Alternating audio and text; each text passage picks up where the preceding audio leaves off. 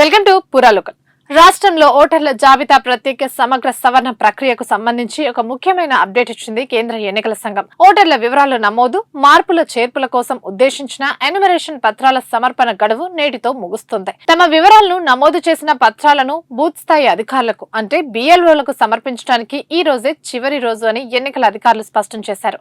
అయితే క్షేత్ర స్థాయిలో ఇంకా చాలా మంది ఓటర్లు తమ ఎన్యుమరేషన్ పత్రాలను సమర్పించాల్సి ఉండటం, అలాగే ఇప్పటి వరకు వచ్చిన దరఖాస్తులను ఆన్లైన్ చేసేందుకు మరింత సమయం పడుతుండటంతో ఈ గడువును పొడిగించాలని అధికారులు భావిస్తున్నారు. ఇందుకోసం మరో 10 రోజుల పాటు అదనపు గడువు ఇవ్వాలని కోరుతూ రాష్ట్ర ప్రధాన ఎన్నికల అధికారి వివేక్ యాదవ్ కేంద్ర ఎన్నికల సంఘానికి అత్యవసర లేఖ రాశారు.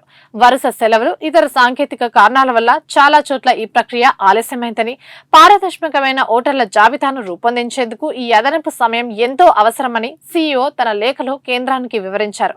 ఈ గడువు పొడిగింపుపై కేంద్ర ఎన్నికల సంఘం నుండి ఈ రోజే అధికారిక ఉత్తర్వులు వెలువడే అవకాశం ఉందని సచివాలయ వర్గాలు భావిస్తున్నాయి. అయితే కేంద్రం నుండి అధికారిక ప్రకటన వచ్చే వరకు ఓటర్లు ఎలాంటి ఆలస్యం చేయకుండా తమ ఎన్యుమరేషన్ పత్రాలను ఈ రోజే సంబంధిత బిఎల్ఓలకు అందజేయాలని అధికారులు సూచిస్తున్నారు.